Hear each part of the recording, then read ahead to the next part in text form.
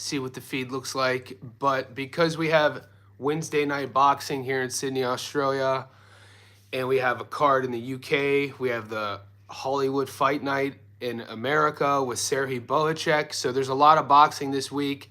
Having this card midweek, I'm going to do my picks of the week just for the Australia card. And I'll tell you three separate. We're going to do our whole money line sort of thing like we always do. I'll pick every single winner or loser, and then I'll give you my locks of the fight card and then my prop bet of the fight card. So we're looking to make some money here. What's up, Crispy Chris? Yo, if you would have been following the channel last week and the week before, last week we hit a 14-leg parlay with 3 different cards. We also hit a 7. So in this little short live, we're going to be going over the Sam Goodman versus Cesar Vaca fight card Wednesday night here in Sydney, Australia. Wherever you're tuning in at, it is Tuesday morning for me. It's 8:30 this video. As we do these lives more and more, you guys tuning in, asking me questions, me telling you how to make money. All I ask for you is to like it, and then it'll push the video up in YouTube's algorithm. So like I said, the fight card is headlined by Sam Goodman versus Cesar Vaca. I just uploaded on the channel my breakdown, analysis, and prediction of Goodman versus Vaca. You could call it a film study. I tell you guys all about who both guys are. But this live, we're going to go over how we're going to make some money on this Detroit, Michigan. Crispy Chris, I grew up in Youngstown, Ohio. So I know all about the D.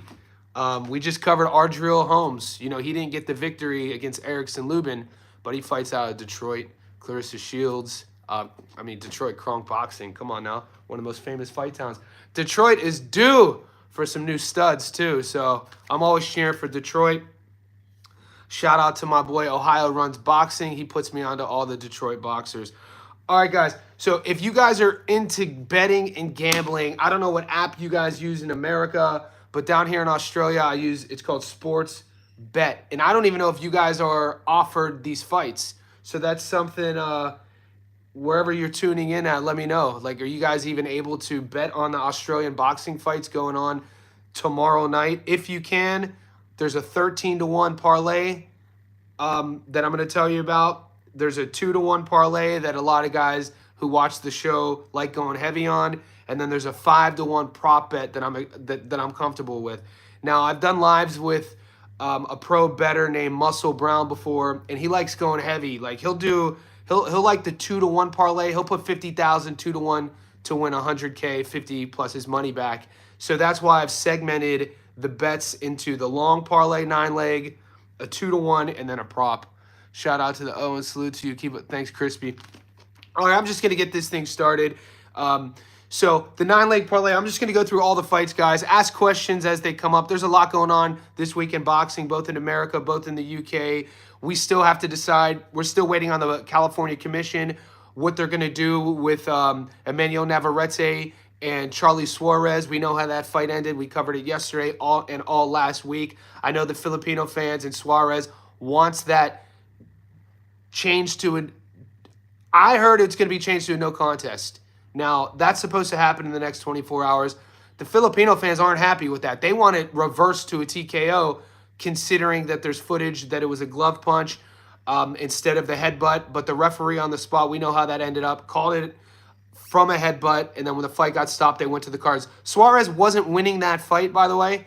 Navarrete was winning that fight. Suarez's best moments happened once he saw blood, and we know that tends to happen. I just think it should be a rematch. I think, you know, Navarrete takes the 2 months to heal. He's suspended for 2 months. That should be an immediate rematch. What a fun fight. Both guys gave it their all.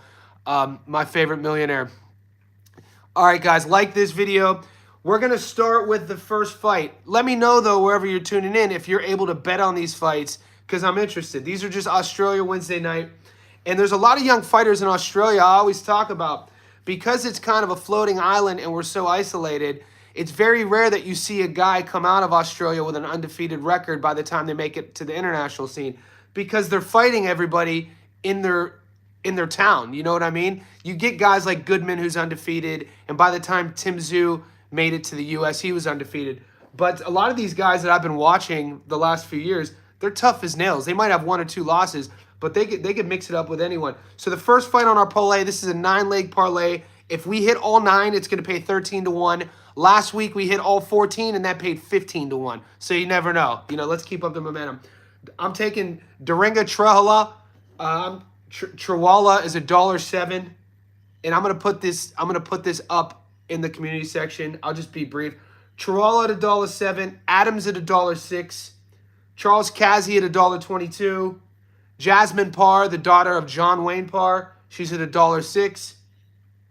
Jason Fawcett at $2.25. There's the Australian heavyweight title fight between Stephen Ivic and Tuesi Visotu. I'm taking Visotu. He's a slight dog, $1.70. He's a slight favorite, $1.72. Wade Ryan versus Fati. That's a close fight. Wade Ryan's the veteran there, 35 years old. Rangy southpaw. He's at $1.77. Garside, the Olympian, $1.06, and then Sam Goodman, $1.25. You put all 9, that pays 13-1. You put $10 on that, $130. So that's what I did. Last week I put $100 on the 14-leg parlay. It paid 15-1, so it paid out great. But you don't always have to go. You put $10, just have fun. I don't know anybody here is gambling to get rich. Now I do have some locks. Now because the odds are, you put together some 107s and 106s. If you take Trihala at 106, Adams 106, Kazi at 122, Parr at 106, and then Garside at 106 and Goodman at 125, that pays 2-1. So it's a 6-leg. There is some risk there. Goodman, if you feel that Cesar Vaca is going to come down here and upset Sam Goodman, don't do it. But those 6, the riskiest odds of that is the $1.25 at Goodman. That pays 2-1.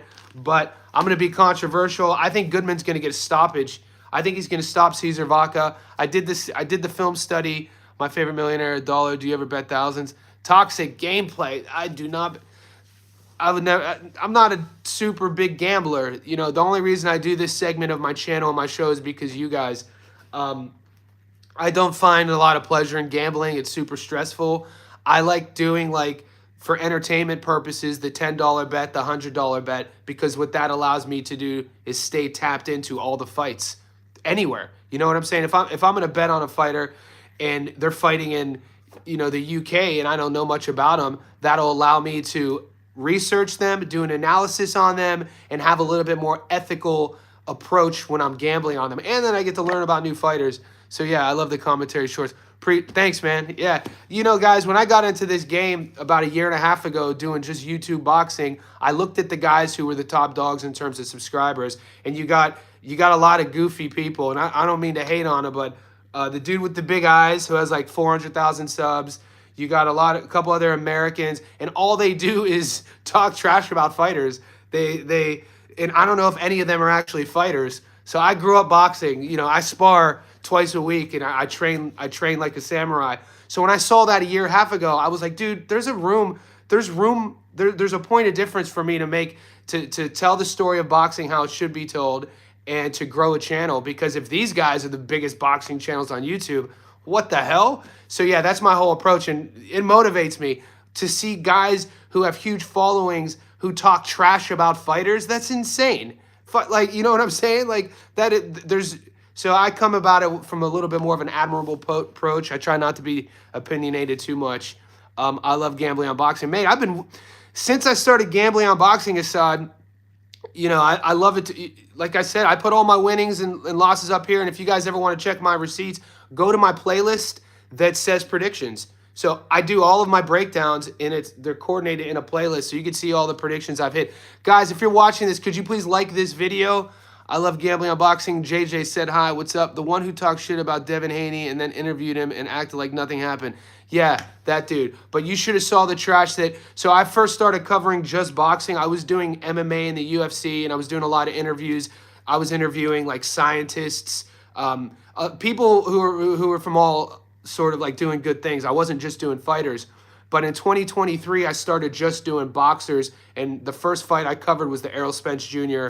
and Terrence Crawford fight. And I was watching Showbiz, I was watching Southpaw TV, I was watching a couple of these guys with huge followings, and they were just trashing Bud, talking fanboying out of crazy.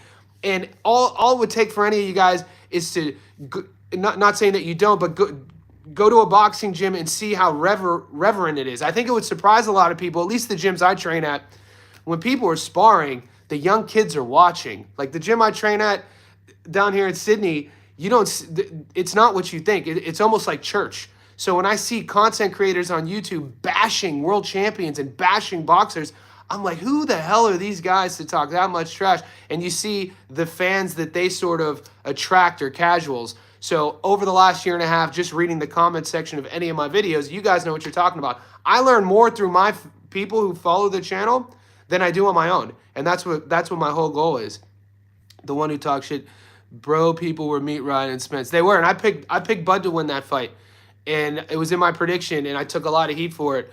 And check out Hakeem Haynes. I'm sure there's, and that's the great thing about boxing is that there are a lot of good people out there, but some, it's filled with there's a lot of slime too.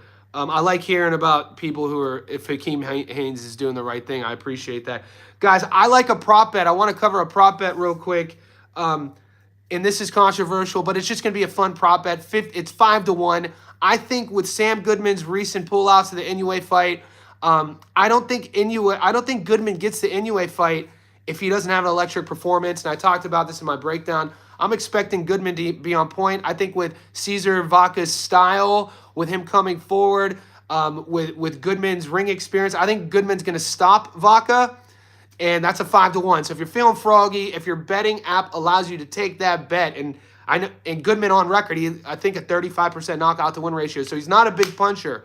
But everything that I've seen, and Vaca's only loss, he got outboxed against Eric Ayala. He puts himself kind of in interesting positions, bad positions in the firefight. I'm expecting, I guess, a little bit of hope. $50 to win 250. If you got the money, 5-1. What's it hurt taking Goodman to win by stoppage, right? If he really wants that Inoue fight, I don't think he gets it just winning a decision, just paper cutting Vaca. He has to be electric. And, especially after we saw Inoue versus Ramon Cardenas, people, that division, is exciting. And then you got Junto at 118, Nakatani, who's a finisher. I think Goodman's going to have to start sitting on his punches, turning his punches over, and I think Vaca is a great matchup for him to do that. So if you're feeling froggy, 5-1. Check out his Showbiz a podcast. What do you think about Vaca struggling to make weight? Exactly. I talked about it in my breakdown video, guys. In the professional edited video, it's on my channel right now. I just uploaded it an hour ago. I talk about the weight miss. He does boxing predictions. When do they fight? Wednesday night, Chief. Chief Red Cloud. Wednesday night in Sydney, Australia. They fight. Only one like. Give it a quick like and subscribe. The least we can do. Appreciate you, Robert Tyler. Like this video. Inoue left side could get him KO'd. And we've seen it multiple times. I mean, we've seen Louis Neary. We saw Neary show us that vulnerability. And then when Cardenas was interviewed after the fight, he said that they were drilling that. So, and that's kind of like the exciting thing about boxing is over time, the longer a fighter has a career, you kind of see this sort of blueprint. And then it's up to the opponents or the coaching staff or the camps of the opponents to see if they can figure that blueprint out. And Cardenas was so close. He wasn't quite able to do it. Louis Neary wasn't quite able to do it. But you've seen when you have a guy like Inoue who is such a savage, who wants to get into a fucking firefight, you're gonna have holes. And I think that's what makes it even more ridiculous that you see these content creators in America saying that that Inoue was chinny because he got dropped. It's like, no, and I've been saying it ad nauseum on my channel. Getting dropped and getting back up and knocking your opponent out is not being chinny. That's called having a chin.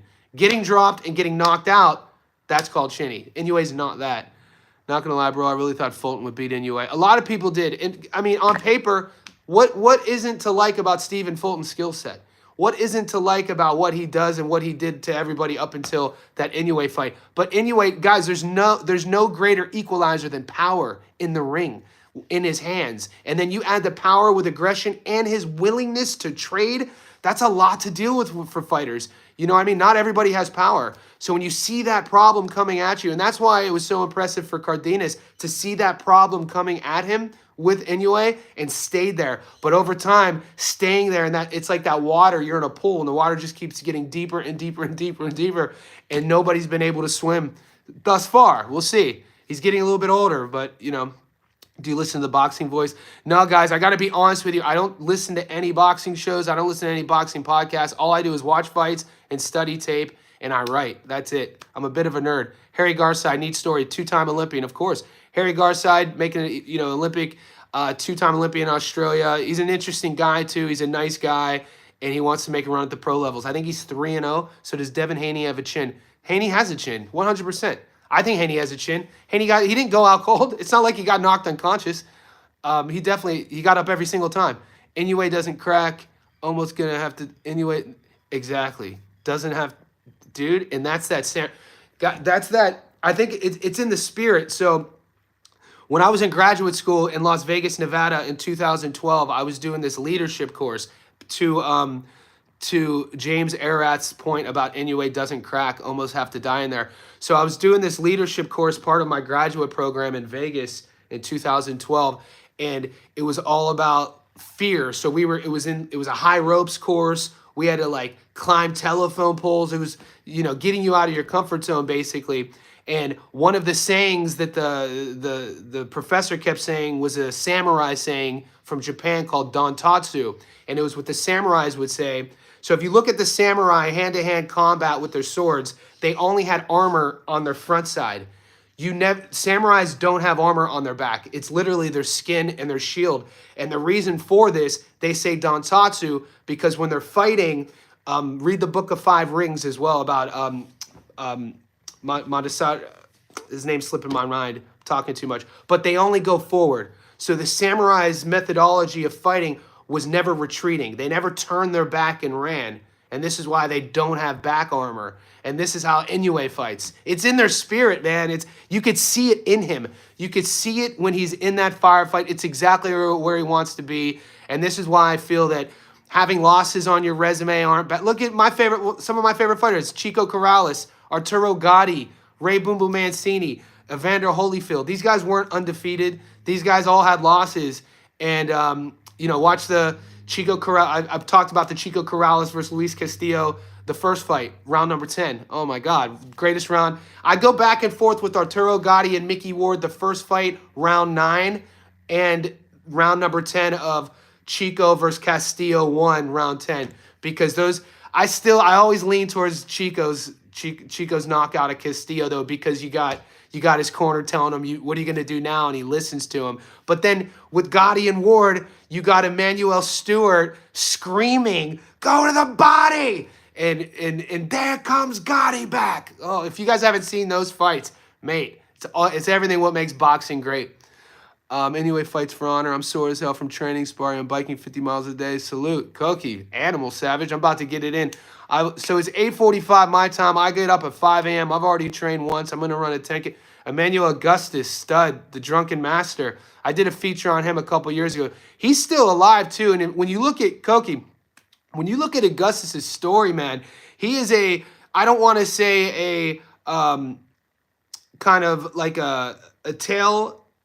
What do they say when like a story, like not a negative story, but he's a story of a boxer who didn't have promotion around him, who didn't have the right marketing and didn't have the right team around him. So he always said yes to fights. And we know in boxing, there's homers. There's fights called homers, meaning that you're bringing in an away guy just to pad the other guy's record, and no matter what, you're not going to get the victory. And this was Emmanuel Augustus's almost all of his career. Look at how many losses he has that he should have won. It was because he wasn't being promoted properly and he didn't have the financial backing of a proper marketing and management team to protect him from those sort of matchups. So you look at his record, it's something like, I don't want to guess, but even to this day, Floyd Mayweather has been on record saying one of the toughest fights was against Augustus. Awkward style. Anyway, as a chin, he just uses offense. As a defense, he's more of I'll use my superior speed and reflex type. Zachary Scott fighter, kind of like Roy, reflex fighter. Roy was one of my favorites. Wasn't good because he was the most technically sound, but because he was the best at 100%. Captain Hook. Roy Jones' left hook. If you guys don't know about Roy Jones in his prime, Captain Hook, leaping. He would use his lead hook as a jab. Insane. He's what you would call a reflex fighter. Everything he did was explosive.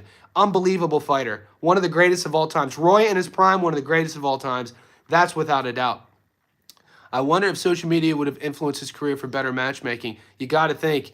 Yeah, he's 38 and 34 exactly, and a lot of those are decisions that he won, man. Some of the word people are like, oh, worst robbery in U.S. history of fights. Go look at Augustus's whole career. Also, the sad thing is when he was making his comeback, I think he was down in New Orleans. He got shot in the head. This guy, and he's still alive. This guy's been through everything, man. He was a special talent, a rare talent. He's one of those guys which makes boxing special because you have boxing, you have orthodox style versus southpaw style. You have your punch arsenal, jab, cross, hooks, uppercuts. But from there, you get to make your own style with it. He was one of those guys who was free in there. That you see Jerron Boots Ennis use that pause lead step that Augustus made famous. He would circle around the middle and he would do that exaggerative front lead step. And you see Boots do it, and Teo did it against Arnold Barboza Jr. too. That's all Emmanuel Augustus stuff right there. Hal Jones fought James Toney still blows my mind. 100%. James Toney was a motherfucker too, man. People sleep. That era had some killers. Toxic gameplays. Bud got shot in the head. Yep, that's great. He got grazed in it and then drove himself to the hospital. I love that story. Matias got shot with an AK-47. Did not know that. I did not know that. Matias has a huge fight coming up against Alberto Puello for the world title. Man, could you imagine if Matias could become a world champion again? It seemed like it was just yesterday before he fought Pero, and he had that boogeyman factor around him. Everybody was afraid of the guy, and Liam goes down there and beats him. It was It's crazy how quick boxing could change. Guys, if you haven't already, could you like this video? It's how the video gets propped up into the algorithm. Could you comment? I love all the interaction. This is what's up. This is how I learned. This is how you guys teach me as well. Also, if you haven't seen the breakdown, the prediction and analysis of the main event tomorrow night between Goodman and Vaca, that's on the channel right now. I uploaded it about an hour ago. And then Serhii Boacek fights this weekend. Can't wait for that fight. That's part of Hollywood Fight Night. And then you got Johnny Fisher, a British, I think he's a light heavyweight. He's a fun guy, big social media following. He's fighting a rematch against, my mind is running, Johnny Fisher's fighting David Allen. And that's a rematch. So yeah, we're going to be covering a lot more fights on the channel. Matias' brother got killed by gun violence. That's why he wears that medal on his neck. Did not know that. I like Subriel Martinez. The thing about fighters like him, I like guys who, I don't want to necessarily say one-dimensional, but you know what they're going to do. Everybody knows what he's going to do, and not many people can stop him. I like guys like that. You think Kambosos is food for Hitchens? It's tough to say, man. Look, at this stage of the game, Kambosos takes a lot of shit because he hasn't been winning a lot of his fights, but he has that name and what he did against Teo. And once again, he's a story of all it takes is one. I say it on my videos all the time. What have you done for me lately? Kambosos is a guy who's been promoted masterfully. His dad, Jim, should get all the kudos in the world. And other fighters, fathers who are promoting their sons, should look at Jim Kambosos and see how he managed his career since that Teofimo Lopez fight. Filling out arenas, Marvel Stadium, Kudos Bank Arena, Devin Haney. Lomachenko goes to Perth, fills out the RAC Arena. He's going to New York City to fight Hitch. Like, amazing. Off of literally just one performance against Teofimo Lopez. And that's all his dad. And doesn't get spoken about enough. Terrible Morales, when he gets hit, goes berserk to get back. You think Kambosos is food for Hitchens? I think 140 is always shifting. 140, man, Gary Antoine Russell. You got Alberto Puello. Hitchens, it's a fun division. People are always moving. You're right. It's like an elevator. Augustus was failing marijuana tests before it was trendy. What a way to put that, James. That's excellent. Toxic. Hitchens can be a beast at 140. I'm a fan of Hitchens. When you're a boxer and you're born with the last name H-I-T, Chins, come on, dude. We're living in the Matrix. What is that? Could you imagine if he was a knockout artist? Zepeda for the upset. Rob Shakur. I love that fight. I like both guys. I've covered El Camarón on the channel for the last 2 years, and you guys know how I feel about Shakur. He's one of my favorite fighters. It's going to be tough. It's going to be interesting. Shakur's talking, saying he's going to sit there and trade with Zepeda. We're going to see if he could keep up that pace. We know with Zepeda, it's all about that pace, not a lot of pop. We know with Shakur, not a lot of pop, a lot of defense. We'll see what that looks like. It could either be really exciting or really frustrating for us fans. Hitchens looked bad against Lemos. He did, but he looked good. Hitchens fighting under the IBF rules against Kambosos. We'll see that he does. Hitchens did good against Pero. Yeah, he looked. That's what I'm saying. Looked all right against the fight before Pero, but looked good against Pero. Did everything right against Pero. Was technical, was disciplined against Pero. And Pero wasn't the same guy. He looked off. And I don't like saying fighters look off, but you can't be the same guy every single fight. You lose something, you leave something in the ring, and then when we got to talk about weight cuts and travel and Pero, they started calling it Pero Rico. He's fighting in Puerto Rico. Maybe he likes it there. Show styles make fights. Subaru killed him. We know, yep, Subaru killed a man in boxing 100%. So did Conwell. Charles Conwell did as well. If Hitchens had power, bro, oh my God, I know. And it's interesting. I wonder how much Hitchens cuts weight, because sometimes it's a case like power comes later in a guy's career because they were cutting too much. Because Hitchens' frame, man, he looks bigger than he should weigh. Dadashev, that was it. Josh Taylor, mandatory in 2019, was very good. It was heartbreaking to see the Dadashev fight because you hear his corner asking him if he was okay. Son, I don't want you to continue. Son, that a very famous corner. My mind's slipping me, but that was tough to watch. It's never good. Yeah. And then would Parle be better without the IBF 10-pound limit? Right? Parle's not he's not too imposing though. I don't know. Would he? I think people were really shocked when he stopped Montana Love and how he looked there. And then he starts Brock Jarvis. That's when I first started watching him, about 2021, because Jarvis was supposed to be Liam Pero, by the way. Liam Pero became who Brock Jarvis was supposed to be, but Parle starched him. Yeah, Buddy McGirt, man. See, I learned through you guys. My memory, because I'm reading and writing, sometimes I don't remember. Hutchins was losing the first few rounds, and he took off. Yeah, when Buddy McGirt was turned into Dot, and he was begging, he was basically begging him with his soul. James Butler killed Max Kellerman's brother. May he rest. That's one of those stories that when you look into it, this is why we love boxing, though.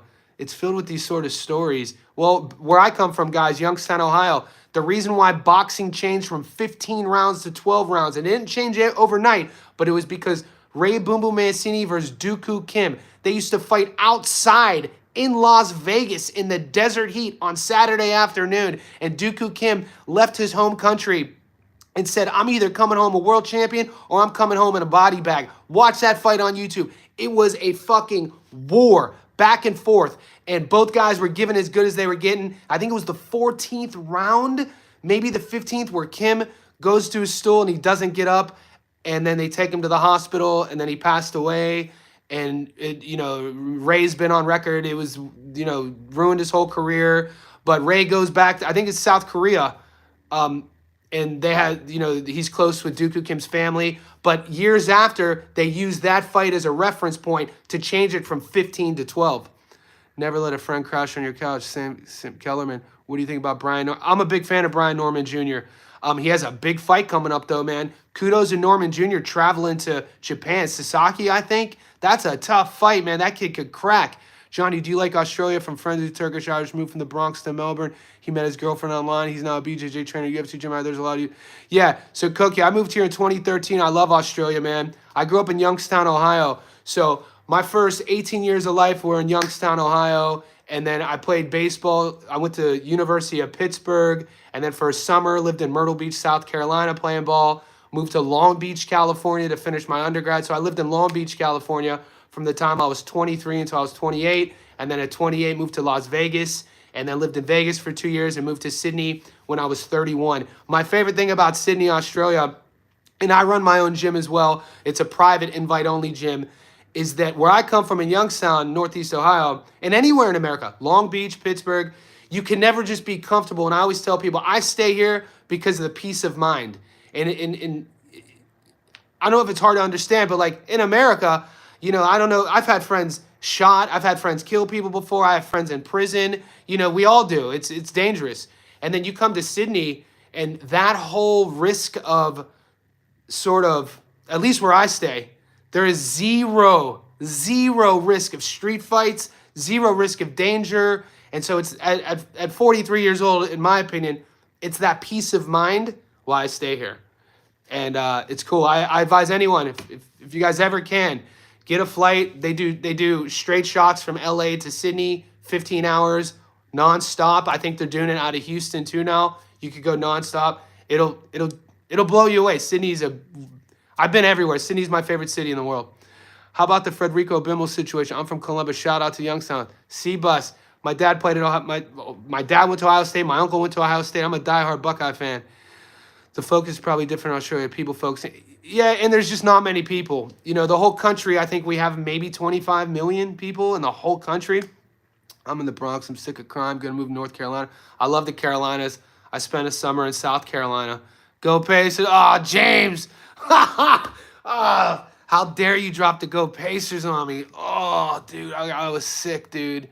I'm sick right now. So I'm a diehard Cavs fan. I go back to the days of Mark Price. I'll tell you my starting five in 1990. Our starting five in Cleveland. We had Mark Price at point guard, Craig Elo at the 2. We had Larry Nance, Brad Daugherty, and Ron Harper. These were the Cavs teams. The team when Michael Jordan won his first title, he hit the shot. It was in Cleveland's arena, which was called Richfield Coliseum. Craig Elo just hit a bunny. We were up by 1 point. And that's that famous play where Jordan takes at the top of the key, crosses left, crosses Elo over, raises, and you see the whole crowd in Cleveland on their feet as it's ticking down. We're up 1, and as the ball goes to the net, the crowd collapses, and Jordan does that jump. That was against Cleveland. That was the first time I cried, and I had to hide under. I think I was 8 years old. I had to go under my kitchen table so my dad wouldn't see me cry. Yeah, I'm a diehard Cleveland fan, man. Dude, the Pacers just are. The Pacers are just out physically. We don't have a. Cleveland's problem is they were the #1 seed. We had the Defensive Player of the Year with Mobley, but we don't have an enforcer. We need a guy like Draymond Green, or we need a guy like we need like a dude who could impose his will. We don't. Our team's a bit too nice. We need an enforcer down there, like an old Rick Mahorn type or a Bill Lane Beer. The 90s, 80s basketball that would just physicality you up. And that's why Golden State has Draymond, and I hate Draymond Green, but it's that X-Factor style of play that usually a championship team needs to win titles in the NBA, especially with this style of play. I hope Cavs in 7, but I don't know, mate. That loss last night was fucking heart-wrenching. They were down like 42 at half. It was disgusting. People just disappeared. Donovan Mitchell's hurt with an ankle injury. Our bench is I don't even want to talk about it. The Cavs team was sick. I remember the team before LeBron came, Cleveland, that has, Zydrunas Ilgauskas. Yeah, that was before LeBron. But they had as a kid, like I said, Mark Price. Elo was crazy, #3. Elo was a dog, man. He could D you up too. But Mark Price was my guy.